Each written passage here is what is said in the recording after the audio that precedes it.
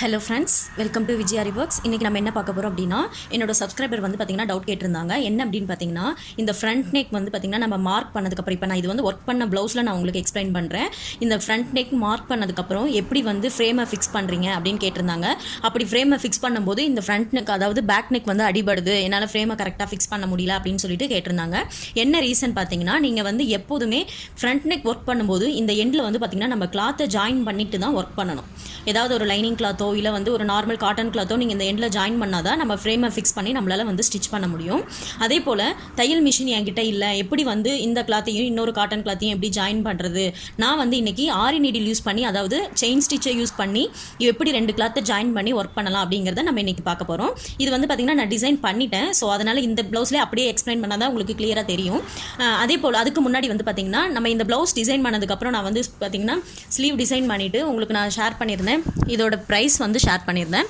So அது வந்து பார்த்திங்கன்னா எனக்கு தெரிஞ்ச ஒரு ஆரி ஷாப்பில் நான் கேட்டிருந்தேன், இந்த ஒர்க்குக்கு எவ்வளோ சார்ஜ் பண்ணுவீங்க அப்படின்னு சொல்லிட்டு நான் கேட்டிருந்தேன். அதுக்கு வந்து அவங்க என்ன சொல்லியிருந்தாங்க அப்படின்னா, இது போல் 10 இன்ச் ஸ்லீவு நல்ல 10 இன்ச் எல்போ லெவலுக்கு வந்து பார்த்திங்கன்னா நம்ம ஸ்டிச் பண்ணோம் அப்படின்னா, இது போல் water filling, checked pattern, stones, இது மேலே வங்கி பேட்டர்ன், இந்த மாதிரிலாம் யூஸ் பண்ணும்போது நமக்கு வந்து சார்ஜ் வந்து பார்த்திங்கன்னா 3000 எபோ தான் அவங்க ஸ்டிச் பண்ணுவாங்களாம். அதுக்கு கம்மி அப்படின்னா ஒரு 2500 அந்த ரேஞ்ச் அப்படின்னா கூட நீங்கள் சும்மா ஒரு 3 இன்ச்சஸ் 5 இன்ச்சஸ் ஸ்லீவ் மட்டும்தான் ஒர்க் பண்ணுவாங்க, ரொம்ப ஹெவி ஒர்க் கொடுக்க மாட்டாங்க அப்படின்னு சொல்லியிருந்தாங்க. இது வந்து பார்த்தீங்கன்னா ஸ்டிச்சிங்கோட சேர்த்து 3500 to 4500 ரேஞ்சில் தான். அது என்ன எப்படி எக்ஸ்பிளைன் பண்ணாங்கன்னா, இப்போ இந்த இடத்துல வந்து சிலர் வந்து பார்த்தீங்கன்னா சுகர் பீட்ஸ் கேட்பாங்க, இல்லைனா ஜர்தோசி வச்சு ஸ்டிச் பண்ணுன்னு கேட்பாங்க, அந்த மாதிரி இருக்கும். இந்த செக்குடு பேட்டர்னுக்கு வந்து பார்த்தீங்கன்னா நான் வந்து ஜரி த்ரெட் யூஸ் பண்ணி செயின் ஸ்டிச் மட்டும் போட்டிருக்கேன். சில கஸ்டமர் வந்து பார்த்தீங்கன்னா இன்னும் கிராண்டாக இருக்கணுங்கிறதுக்காக என்ன கேட்பாங்கன்னா, இதில் வந்து சுகர் பீட் வேணும், இல்லை எனக்கு வந்து பார்த்தீங்கன்னா ஸ்டோன் செயினே வச்சு எனக்கு ஸ்டிச் பண்ணணும், அப்படியும் இல்லைனா ஜர்தோசி வச்சு ஸ்டிச் பண்ணணும் அப்படின்னு சொல்லிட்டு கேட்பாங்க. ஸோ அதை பொறுத்து அந்த 3500 4500 ரேஞ்ச் வரும் அப்படின்னு சொல்லிட்டு எனக்கு எக்ஸ்பிளைன் பண்ணியிருந்தாங்க. ஸோ நான் உங்ககிட்ட வந்து பார்த்தீங்கன்னா இது 2000 எபோ தான் சொல்லியிருந்தேன். பட் நான் இதை ஒரு ஆரி ஷாப்பில் நான் ஒர்க் பண்ணுறவங்க ப்ரொஃபஷனலாக பண்ணிட்டு இருக்காங்க பார்த்தீங்களா, அவங்க கிட்ட இப்போ நான் வந்து பிகினர், ஸோ அவங்க ஆல்ரெடி ஒர்க் பண்ணிட்டு இருப்பாங்க பார்த்தீங்களா, ஒரு 4-5 வருஷம் 10 வருஷம் அப்படின்னு சொல்லிட்டு அவங்க கிட்ட கேட்கும்போது வந்து பார்த்தீங்கன்னா அவங்க இதோட ரேட் வந்து பார்த்தீங்கன்னா இந்த ஃபுல்லாக எல்போ லென்த்துக்கு நம்ம ஸ்லீவு 2 ஸ்லீவு நான் டிசைன் பண்ணியிருக்கேன். ஸோ இந்த ப்ளவுஸ்க்கு பேக் நெக் ஃபுல்லாகவே நம்ம வாட்டர் ஃபில் யூஸ் பண்ணியிருக்கோம், ஃப்ரண்ட் நெக்லையும் அப்படி தான் வாட்டர் ஃபில்லிங் ஸ்டிச் யூஸ் பண்ணியிருக்கோம். அதே போல் இந்த வங்கி பேட்டர்ன் போட்டிருக்கோம். ஸோ இதுலேயும் வந்து லோட் ஸ்டிச்சு, ஸ்டோன் செயின், அதே போல் ஜர்கான் ரிங்கு, பேஸ் எல்லாமே வச்சு ஸ்டோன் ஒட்டி நம்ம எல்லாமே பண்ணியிருக்கிறதுனால அவங்க 3500 ஸ்டிச்சிங்கோட சேர்த்து 3500 to 4500 சொல்லிட்டு என்கிட்ட சொன்னாங்க. சப்போஸ் ஸ்டிச்சிங் பண்ணாமல் அப்படின்னா 3000 to 4000 அந்த ரேஞ்சில் வரும் அப்படின்னு சொல்லிட்டு என்கிட்ட எக்ஸ்பிளைன் பண்ணியிருந்தாங்க. ஸோ நான் உங்களுக்கு தப்பாக எக்ஸ்பிளைன் பண்ணிட்டேன்னு நினைக்கிறேன். ஸோ அதை சாரி, என்னோட மிஸ்டேக்கு. பட் இப்போ கிளியராக உங்களுக்கு புரிஞ்சிருக்கும்னு நினைக்கிறேன். ஸோ வாங்க பார்க்கலாம் எப்படி வந்து ஃப்ரண்ட் நெக்கை வந்து எப்படி ஒரு கிளாத்தில் எக்ஸ்ட்ரா கிளாத் ஜாயின் பண்ணி எப்படி ஃப்ரேமில் ஃபிக்ஸ் பண்ணி எப்படி ஒர்க் பண்ணலாம் அப்படிங்கிறத வாங்க பார்க்கலாம். ஸோ இப்போ வந்து நம்ம இந்த மாதிரி எக்ஸ்ட்ரா கிளாத் ஜாயின் பண்ணாமல் நம்ம ஃப்ரேமை, அதாவது அந்த ரிங்கை வந்து ஃபிக்ஸ் பண்ணால் அந்த பேக் நெக் ஒர்க் பண்ணியிருக்கோம் இல்லைங்களா, அது அடிபடும்னு சொல்லியிருந்தாங்க இல்லைங்களா, அதுதான் இது. பாருங்கள், நம்ம இப்படி பண்ணோம் அப்படின்னா நமக்கு பார்த்தீங்கன்னா பேக் நெக் வந்து இங்கே அடிபடுது. ஸோ இந்த இடத்துல நம்மளால் ஃபிக்ஸ் பண்ணவே முடியாது. ரிங்கை இந்த அளவுக்கு நீங்கள் க்ளோஸாக பண்ணிங்கன்னா கூட இந்த அளவுக்கு தான் உங்களால் ஒர்க் பண்ண முடியும், இதுக்கு மேலே ஒர்க் பண்ண முடியாது. அப்படி இப்படி தள்ளி வச்சா கூட உங்களுக்கு இந்த இடத்துல கிளாத் பற்றாமல் கொஞ்சம் லூஸாக இருக்கும் இங்கே ஒர்க் பண்ணுறதுக்கு. ஸோ அதனால் கம்பல்சரி நம்ம வந்து பார்த்திங்கன்னா அந்த ஸ்லீவ் சைடுக்கும் இந்த ஃப்ரண்ட் சைடுக்கும் வந்து கிளாத்தை ஜாயின் பண்ணி தான் ஆகணும். ஸோ இன்றைக்கி வந்து இந்த ஃப்ரண்ட் சைடு வந்து நான் உங்களுக்கு கிளாத்தை ஜாயின் பண்ணி காட்டுறேன். நீங்கள் இதே ஃபார்மேட்டை தான் வந்து ஸ்லீவுக்கு இந்த எண்டில் வந்து ஜாயின் பண்ணுறதுக்கும் நீங்கள் ஃபாலோ பண்ணிக்கணும். வாங்க பார்க்கலாம். ஸோ இந்த இடத்துல வந்து ஜாயின் பண்ணுறதுக்காக நான் வந்து பார்த்திங்கன்னா நார்மலான ஒரு காட்டன் கிளாத் எடுத்து வச்சுருக்கேன். ஸோ இதை தான் வந்து இந்த எண்டில் ஜாயின் பண்ண போகிறோம்.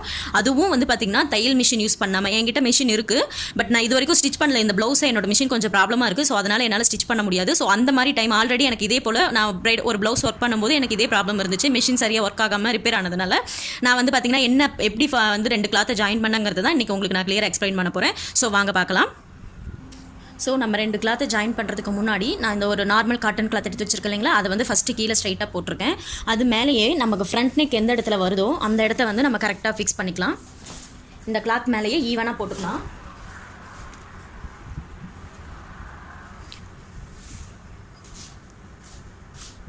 பாருங்கள், கீழே வந்து பார்த்திங்கன்னா அந்த காட்டன் கிளாத் இருக்குது, மேலே வந்து நான் ஒர்க் பண்ணுற கிளாத் இருக்குது. இது வந்து நான் மார்க் பண்ணியிருக்கிறதா நினச்சிக்கோங்க.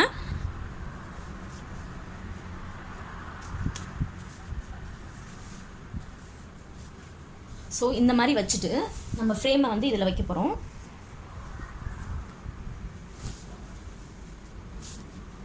கொஞ்சம் ஈவனாக பண்ணி வச்சுக்கோங்க. ஸோ இந்த இடத்துல வந்து அடியில் ஒரு ரிங் கொடுக்க போகிறோம். இந்த கிளாத் வந்து இந்த எண்ட் இருக்குது பார்த்தீங்களா, அது வந்து நல்லா கொஞ்சம் ஈக்குவலாக இருக்க மாதிரி பண்ணிக்கோங்க. கொஞ்சம் இது எக்ஸஸாக லைனிங் தெரிஞ்சாலும் நோ ப்ராப்ளம். ஸோ இதுக்கு அடியில் வந்து பார்த்திங்கன்னா ரிங்கு வச்சுக்கலாம்.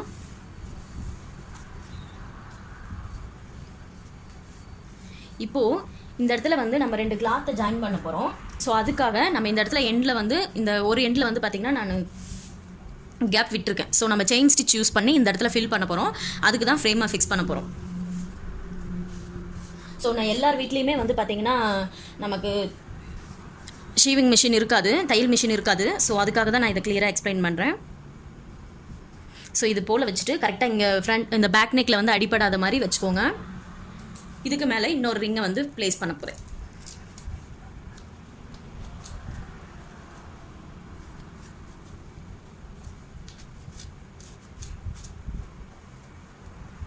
ரெண்டு கிளாத் வச்சுக்கிறதுனால கொஞ்சம் உள்ளே போக சிரமப்படும். மெதுவாக வச்சு அழுத்தி விடுங்க. இப்போ நம்ம ஒர்க் பண்ண போகிறது கிடையாது, 2 கிளாத்தை வந்து ஜாயின் பண்ண போகிறோம். ஸோ இப்போ லைட்டாக இது போல் நல்லா ப்ரெஷ் பண்ணி விட்டுட்டு நல்லா இந்த ரிங்கை வந்து கொஞ்சம் டைட் பண்ணிக்கோங்க. இப்போ வந்து இந்த கிளாத்தை மெதுவாக இழுத்து விடுங்க. ரெண்டும் ஈவனாக இருக்க மாதிரி 2 கிளாத்தையும் இழுத்து விடணும். ஒரு கிளாத் லூஸாக இருந்தாலும் நமக்கு ஸ்டிச் பண்ணுறதுக்கு ரொம்ப கஷ்டமாக இருக்கும். பாருங்கள், லைட்டாக இழுத்து விட்டுக்கோங்க. ரொம்ப நம்ம ஒர்க் பண்ணும்போது இருக்கிற ஸ்ட்ரிப்னஸ் வந்து தேவையில்லை. இதுக்கு நம்ம 2 கிளாத்து ஜாயின் பண்ணுறதுக்கு ஜஸ்ட் ஒரு 10 மினிட்ஸில் வந்து நம்ம ஜாயின் பண்ணிடலாம்.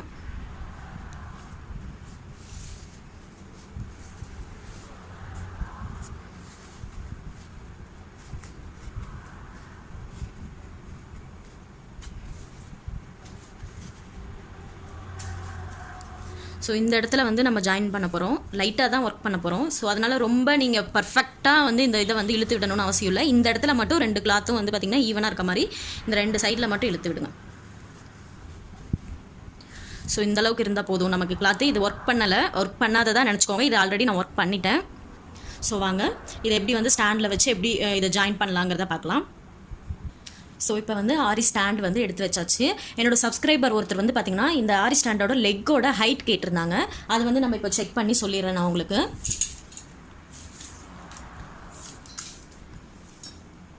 பாருங்கள், இந்த லெக்கோட ஹைட் வந்து பார்த்திங்கன்னா 12 இன்ச்.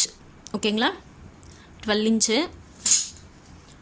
ஸோ இதோட ஹைட்டு நம்ம கரெக்டாக உட்காந்து ஒர்க் பண்ணுற அளவுக்கு தான் இருக்கும். ரொம்ப மேலவும் இருக்காது, ரொம்ப கீழவும் இருக்காது. ரொம்ப கரெக்டான ஈவனான சைஸில் தான் இருக்கும்.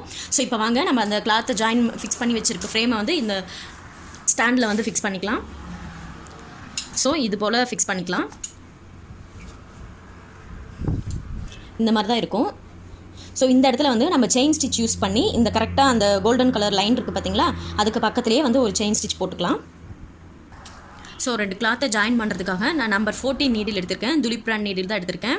நெக்ஸ்ட் வந்து பார்த்திங்கன்னா ஜரி த்ரெட் எடுத்திருக்கேன். நீங்கள் வந்து பார்த்திங்கன்னா நார்மல் சீவிங் த்ரெட் கூட எடுத்து ஸ்டிச் பண்ணிக்கலாம். பட் நான் வந்து ஜரி த்ரெட்டில் எடுத்து ஸ்டிச் பண்ணுறேன். பாருங்கள், அதுக்கு வந்து எண்டில் நாட் போட்டு வச்சுக்கோங்க. ஸோ கீழே வச்சுட்டு எப்படி ஸ்டிச் பண்ணுறேன்னு பாருங்கள். இப்போ இந்த இடத்துல வந்து நம்ம ஜாயின் பண்ணிக்கலாம். இப்போ இந்த இடத்துல நம்ம கரெக்டாக ஒரு செயின் ஸ்டிச் தான் போட போகிறோம். ஓரளவுக்கு நமக்கு ஸ்டிஃப்னஸ் இருந்தாலே போதும். ரொம்ப பர்ஃபெக்டாக நம்ம ப்ளவுஸ் ஒர்க் பண்ணுற அளவுக்கு ஸ்டிஃப்னஸ் இருக்கணுங்கிற அவசியம் இல்லை. வாங்க இப்போ இந்த இடத்துல நான் ஸ்டார்ட் பண்ணிக்கிறேன்.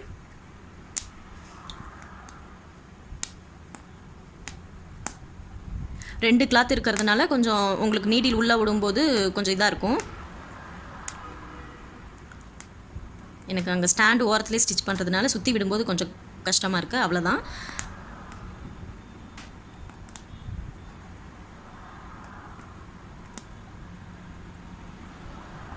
நீங்கள் கரெக்டாக அந்த ஃப்ரண்ட் நெக்கை மார்க் பண்ணிக்கோங்க. நம்ம என்ன தான் கிராஸாக நம்ம கிளாத்தை ஜாயின் பண்ணியிருந்தாலுமே அப்போ நமக்கு ப்ராப்ளம் வராது.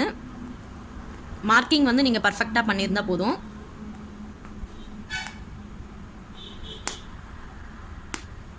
நீங்கள் லாங் செயினாக கூட போட்டுக்கலாம். நான் கொஞ்சம் ஷார்ட்டாக போடுறேன். லாங்காக கூட போடலாம், ஒன்றும் பிரச்சனை இல்லை. நமக்கு கிளாத் அவ்வளோ சீக்கிரம் பிரிஞ்சு வராது.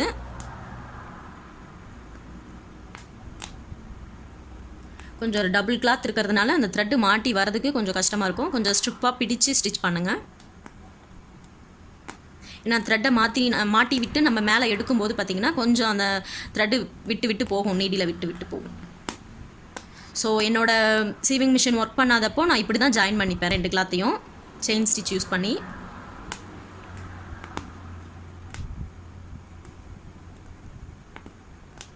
ரெண்டு கிளாத்துக்குள்ளே பூந்து அந்த த்ரெட்டு வரதுக்கு கொஞ்சம் கஷ்டமாக இருக்கும். பட் இருந்தாலும் பரவாயில்ல, கொஞ்சம் டைட்டாக பிடிச்சு ஹேண்டில் பண்ணுங்கள். இந்த நீடில் செட் ஆகலை, கொஞ்சம் உள்ளே போயிட்டு வரது கஷ்டமாக இருக்கனால நீங்கள் நம்ம 23 நீடில் கூட எடுத்துக்கோங்க. பாருங்கள், நான் 23 நீடில் எடுத்துக்கிறேன்.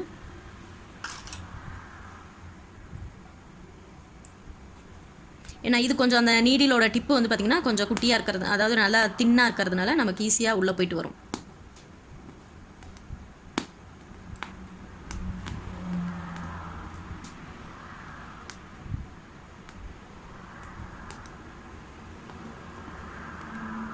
ஸோ மெஷின் இல்லாதவங்களுக்கு இது ரொம்ப யூஸ்ஃபுல்லாக இருக்கும்.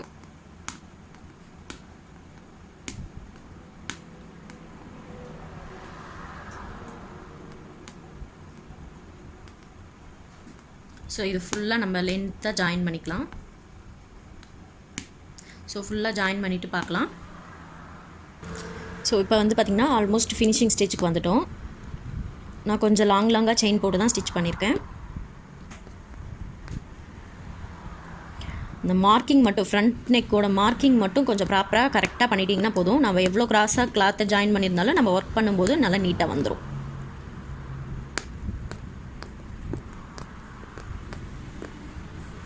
கொஞ்சம் இந்த இடத்துல லூஸாக தான் இருக்கும், பட் நமக்கு செயின் ஸ்டிச் போடுற அளவுக்கு ஓகே. நம்ம ஃபுல்லாக ஒர்க் பண்ண போகிறது கிடையாது, ஜஸ்ட்டு ஒரு செயின் ஸ்டிச் தான் போட போகிறோம். அதனால் ஜாயின் பண்ணுறதுக்காக மட்டும்தான் நம்ம இந்த ஸ்டிச் பண்ணுறோம். 23 நீடில் யூஸ் பண்ணுங்கள். ஏன்னா இது கொஞ்சம் இந்த 2 கிளாத்து திக்காக இருக்கிறதுனால இந்த நீடில் 14 நீடில் வந்து உள்ளே போகிறது கொஞ்சம் கஷ்டமாக ஃபீல் ஆகுது எனக்கு. உள்ளே போயிட்டு அந்த த்ரெட்டை பிடிச்சி 2 கிளாத்தையும் தாண்டி வெளியே கொண்டு வரதுக்கு கொஞ்சம் கஷ்டமாக இருக்குது. அவ்வளோதான். ஸோ இப்போ வந்து நான் ஃபினிஷ் பண்ணிட்டேன். இப்போ இதில் வந்து பார்த்திங்கன்னா என் நாட் போட்டுக்கலாம். ஏன்னா இதுக்கு இந்தாண்ட வந்தால் எனக்கு ஸ்டாண்டு இடிக்கும், கையில் ஸ்டிச் பண்ண முடியாது, சுற்றி விட முடியாது. எனக்கு இப்போவே இடிக்குது, பட் கொஞ்சம் மெதுவாக போட்டுக்கலாம், ஒன்றும் பிரச்சனை இல்லை. நீங்கள் 2 தடவை கூட நாட் போட்டுக்கலாம், பிரிஞ்சு வந்துடக்கூடாதுங்கிறதுக்காக. அவ்வளோதான். ஸோ என் நாட் போட்டாச்சு. கீழே வந்து த்ரெட்டை கட் பண்ணி விட்டுக்கலாம். பாருங்கள், ஸோ கட் பண்ணிட்டேன். இப்போது இந்த ஃப்ரேமை விட்டு கழட்டிட்டு இதை பிரித்து ஓப்பன் பண்ணி விட்டு ஃபிக்ஸ் பண்ணிக்கலாம். ஸோ நமக்கு இந்த லென்த்துக்கு ஜாயின் பண்ணாலே ஓரளவுக்கு நமக்கு ஸ்ட்ரிப்பாக நிற்கும். நம்ம வந்து கிளாத்தை பிரித்து விட்டு, அதாவது விரித்து நல்லா அந்த லைனிங் கிளாத்தை வெளியே விரித்து விட்டு ஸ்டிச் பண்ணும்போது. ஸோ வாங்க பார்க்கலாம் இதை எப்படி இது பண்ணலான்ட்டு. கொஞ்சம் இதை லூஸ் பண்ணிக்கோங்க, ஏன்னா நீங்கள் டக்குன்னு எடுத்திங்கன்னா உங்களுக்கு இதாகிடும். ஸோ இப்போ இந்த இடத்துல ஜாயின் பண்ணியிருக்கோம். ஒருவேளை உங்களுக்கு இதுக்கு மேலே கிளாத்து பிரிஞ்சிருக்கு, எனக்கு ஃப்ரேமை ஃபிக்ஸ் பண்ணும்போது இது ஓப்பன் ஆகுது அப்படின்னு ஃபீல் பண்ணிங்கன்னா இன்னும் கொஞ்சம் தள்ளி போட்டு நீங்கள் அதை அப்படியே ஃபிக்ஸ் பண்ணி இந்த இடத்தையும் கொஞ்சம் எக்ஸ்ட்ரா ஸ்டிச் பண்ணிக்கலாம். பட் எனக்கு ஓரளவுக்கு ஓகே, அந்த கரெக்டாக அந்த ஸ்டிச் பண்ணுற இடத்துல கொஞ்சம் கிளாத் லூஸ் ஆகாமல் இருந்தால் போதும் எனக்கு. ஸோ பிகினர்ஸ்க்கு வந்து பார்த்திங்கன்னா எனக்கு ஃபுல்லாக வேணும் அப்படின்னா கொஞ்சம் இந்த மாதிரி தள்ளி போட்டுட்டு ஜாயின் பண்ணிக்கோங்க. தள்ளி போட்டு ஃப்ரேமை ஃபிக்ஸ் பண்ணி இந்த இடத்துலையும் கொஞ்சம் எக்ஸஸாக வந்து நீங்கள் ஜாயின் பண்ணிக்கலாம். அப்படி இல்லைனா இந்த பக்கம் உங்களுக்கு எக்ஸஸாக வேணும்னா இப்படி கொஞ்சம் தள்ளி போட்டு ஃப்ரேமை வந்து இது மேலே வச்சு ஃபிக்ஸ் பண்ணிவிட்டு இந்த இடத்துலையும் கொஞ்சம் எக்ஸ்ட்ரா ஃபிக்ஸ் பண்ணிக்கலாம். நீங்கள் எக்ஸ்ட்ரா வந்து செயின் ஸ்டிச் போட்டு ஸ்டிச் பண்ணிக்கலாம். எனக்கு வந்து இந்த எந்த இடத்துல மார்க் பண்ணியிருக்கணும் அந்த இடத்துல எனக்கு கொஞ்சம் ஸ்ட்ரிப்பாக இருந்தால் போதும். ஸோ அதுக்காக நான் இந்த இடத்துல மட்டும் கரெக்டாக நெட்டாக மட்டும் நான் ஸ்டிச் பண்ணியிருக்கேன். ஸோ வாங்க இதை ஓப்பன் பண்ணி விட்டுட்டு எப்படி ஃபிக்ஸ் பண்ணலான்னு பார்க்கலாம்.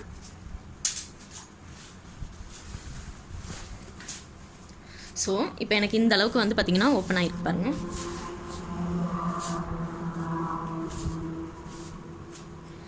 ஸோ இப்போ இந்த அளவுக்கு ஜாயின் ஆகிடுச்சு. இங்கே பாருங்கள், நல்லா நம்ம நார்மலாக சீவிங் மிஷினில், அதாவது தையல் மிஷினில் நம்ம ஸ்டிச் பண்ணால் எந்த அளவுக்கு நமக்கு ஸ்டிஃப்னஸ் கிடைக்குமோ அந்த அளவுக்கு நம்ம நார்மல் ஆரி செயின் ஸ்டிச் யூஸ் பண்ணாலும் அதே ஸ்டிஃப்னஸ் நமக்கு கிடைக்கும்.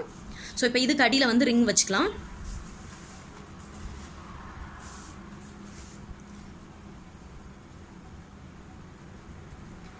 இந்த இடத்த மட்டும் கரெக்டாக கொஞ்சம் ஜாயின் பண்ணி வச்சுக்கோங்க. அப்போ தான் ஃப்ரேமை ஃபிக்ஸ் பண்ணும்போது நமக்கு அழகாக வரும்.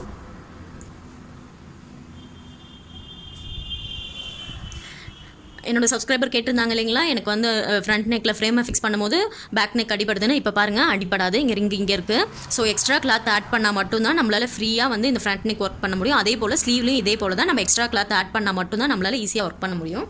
இப்போ வந்து இதில் ஃப்ரேமில் ஃபிக்ஸ் பண்ணிக்கலாம். ஸோ மேலே வச்சு நல்லா அழுத்தி விடுங்க. நல்லா கரெக்டாக ப்ராப்பராக கொஞ்சம் சுருக்கம் இல்லாமல் பண்ணிக்கிட்டு அதுக்கப்புறமா பண்ணுங்கள். இது எல்லாத்தையுமே இந்த ஃப்ரேமில் கிளாத்தை ஃபிக்ஸ் பண்ணும்போது மட்டும் கொஞ்சம் தரையில் வச்சு பண்ணுங்கள். ஸோ என்னோடது கீழே வந்து பார்த்திங்கன்னா காரை வீடு. ஸோ அதனால் வந்து சிமெண்ட் இருக்கும் இல்லைங்களா, சிமெண்ட் காரை. ஸோ கொஞ்சம் கிளாத் அழுக்கானாலும் ஆகலாம். பட் டைல்ஸ் இருக்கவங்களாம் தாராளமாக கீழே போட்டே பண்ணலாம். நான் கீழே வந்து பார்த்திங்கன்னா ஒரு டேபிள் கவர் போட்டு தான் உங்களுக்கு இது பண்ணிகிட்ருக்கேன். பட் நீங்கள் பண்ணும்போது கீழே தரையில் வச்சே பண்ணுங்கள். ஸோ இது மாதிரி பண்ணிவிட்டு நீங்கள் கரெக்டாக டைட் பண்ணிக்கிட்டு இதுக்கு மேலே நீங்கள் வந்து பார்த்திங்கன்னா இந்த கிளாத்தை இந்த இடத்துல பிடிச்சி இழுக்கும் போது மட்டும் 2 கிளாத்தையும் பிடிச்சி டைட் பண்ணுங்கள்.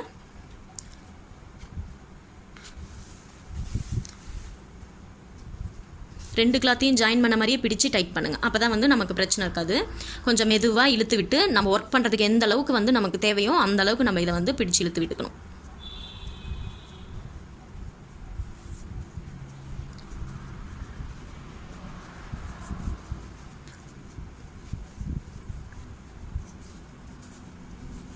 நல்லா இங்கே பாருங்கள், அந்த சுருக்கம்லாம் இருக்குது பார்த்தீங்களா, அந்த சுருக்கம்லாம் இல்லாமல் நம்ம இழுத்து விட்டுக்கலாம்.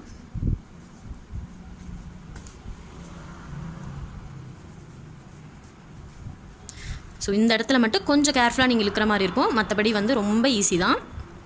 இந்த இடத்துல இழுக்கும் போது மட்டும் 2 கிளாத்தையும் சேர்த்து பிடிச்ச மாதிரி இழுங்க.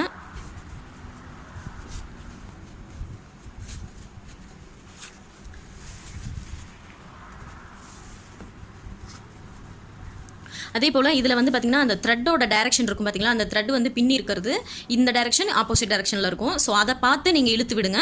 நீங்கள் அந்த த்ரெட்டு போயிருக்க ரன் ஆகிருக்கும் பார்த்தீங்களா, அதை தவிர்த்து வேறு கிராஸாக இழுத்திங்கன்னா தான் அந்த கொஞ்சம் கிளாத்தெல்லாம் அந்த த்ரெட்டெல்லாம் விலகிட்டு கிளாத்து டேமேஜ் ஆகும்.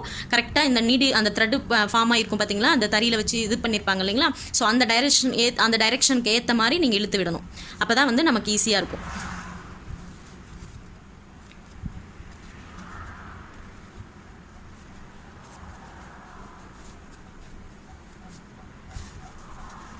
மெதுவாக இந்த 2 ஃப்ரேமையும் இந்த 2 ரிங்கையும் கொஞ்சம் பிடிச்சிக்கிட்டே இழுங்க. இல்லைனா நீங்கள் டக்குன்னு அந்த ரிங் இந்த மேலே இருக்க ரிங் வந்து பார்த்திங்கன்னா வெளியே வந்துடும். ஸோ அதனால் கொஞ்சம் ஃப்ரேமில் ஏற்றும் போது மட்டும் இந்த கிளாத்து டேமேஜ் ஆகாமல் ரிங்கு டக்குன்னு வராமல் நீங்கள் ஏன்னா ரொம்ப கஷ்டப்பட்டு இதை இழுத்து ஜாயின் பண்ணுவீங்க. ஸோ அப்போ வந்து உங்களுக்கு ரொம்ப கஷ்டம். அது மாதிரி ஆயிடுச்சு அப்படின்னா ரொம்ப கஷ்டமாக போயிடும், டிசப்பாயிண்ட் ஆகிடுவீங்க. ஸோ இப்போ பாருங்கள், இந்த இடத்துல நான் ஜாயின் பண்ணியிருக்கேன். ஸோ இந்த இடத்துல எனக்கு பாருங்கள் நல்லா க்ரிப்பாக இருக்குது. ஸோ ஈஸியாக நம்மளால் இந்த இடத்துல ஒர்க் பண்ண முடியும். இதை அப்படியே ஸ்டாண்ட்லேயும் உங்களுக்கு ஃபிக்ஸ் பண்ணி காட்டுறேன் பாருங்கள். ஸோ இதை வந்து ஃப்ரேமில் ஃபிக்ஸ் பண்ணலாம். ஸோ இப்போ இந்த இடத்துல வந்து கரெக்டாக அந்த லைனிங் கிளாத் இருக்க பக்கம் இந்த கிளாத்தெல்லாம் நல்லா வந்து சுருட்டி விட்டுக்கலாம், சுருட்டி வச்சுக்கலாம். ஏன்னா இது வந்து வேஸ்ட் கிளாத்து தானே, அதனால் சுருட்டி வச்சுக்கலாம். அப்படி இல்லை நீங்கள் ஒர்க் பண்ண அடுத்தது நீங்கள் இதை ஸ்டிச் பண்ணி போகிறீங்கனாலும் நீங்கள் இப்படி சுருட்டி வச்சாலும் நமக்கு வந்து பார்த்திங்கன்னா சுருட்டிட்டு கிளிப் போட்டுக்கோங்க. சுருட்டி வச்சாலும் நம்ம அதுக்கப்புறம் எடுத்து அயன் பண்ணிவிட்டு அதுக்கப்புறமா நம்ம இதை ஸ்டிச் பண்ணிக்கலாம். ஸோ இப்போ இந்த இடத்துல வச்சு நம்மளால் ஈஸியாக வந்து ஒர்க் பண்ண முடியும். பாருங்கள், இந்த மாதிரி தான் இருக்கும். செயின் ஸ்டிச்சில் நம்ம ஜாயின் பண்ணாலுமே ரொம்ப அழகாக நம்ம சீவிங் மிஷினில் ஜாயின் பண்ண மாதிரியே ரொம்ப அழகாக வந்திருக்கும். க்ரிப்பும் வந்து பார்த்திங்கன்னா நல்லா கிடைக்கும். ஓகேங்களா, நல்லா டைட்டாக ஜாயின் பண்ணிக்கோங்க. இழுத்து விட்டு நல்லா கரெக்டாக டைட் பண்ணி வச்சுக்கோங்க ஃப்ரேமை. ஸோ இது நிறைய பேருக்கு வந்து பார்த்திங்கன்னா எனக்கு சீக்கிரமாக கிளாத் லூஸ் ஆகுதுன்னு சொல்லுவாங்க. நீங்கள் கரெக்டாக அந்த ரிங்கில், அதாவது உள்ளே இருக்க ரிங்கில் வந்து பார்த்திங்கன்னா நாடாவை சுற்றி வச்சுக்கோங்க. அப்போ தான் இதுக்கு க்ரிப்பாக நிற்கும். இப்போ எனக்கு வந்து பார்த்திங்கன்னா அந்த நாடாவை சுற்றி இருக்கிறதுனால நல்லா க்ரிப்பாக நிற்கிது. நான் நாடா சுற்றுறதுக்கு முன்னாடி யூஸ் பண்ணும்போது ரொம்ப சீக்கிரமாகவே நம்ம இப்படி கை வைக்கும்போது கொஞ்சம் லூஸ் ஆகிற மாதிரி எனக்கு ஃபீல் ஆகும். இப்போ எனக்கு ஒர்க் பண்ணி ப்ராக்டிஸ் ஆனதுனால எனக்கு வந்து நல்லா அழகாக நீட்டாக வருது, எந்த பிரச்சனையும் இல்லை. அதே போல் நம்ம கை வந்து பார்த்திங்கன்னா கரெக்டாக இந்த இடத்துல தான் நமக்கு கான்சென்ட்ரேட் ஆகும், உள்ளே நம்ம கை வைக்க மாட்டோம். ஸோ அந்த ரிங்கோ ஸ்டாண்டு மேலே தான் நமக்கு கை வரும். ஸோ எனக்கு ஒர்க் பண்ணும்போதும் எந்த ஒரு பிரச்சனையும் வராது, இந்த கிளாத் லூஸ் ஆகுதுங்கிற எந்த ப்ராப்ளமும் எனக்கு வராது. ஸோ உங்களுக்கு இந்த வீடியோ ரொம்ப யூஸ்ஃபுல்லாக இருந்திருக்கும்னு நினைக்கிறேன். இந்த வீடியோ பிடிச்சிருந்தா லைக் பண்ணுங்கள், ஷேர் பண்ணுங்கள், மறக்காமல் சப்ஸ்கிரைப் பண்ணுங்கள். தேங்க்யூ ஸோ மச் ஃபார் வாட்சிங்.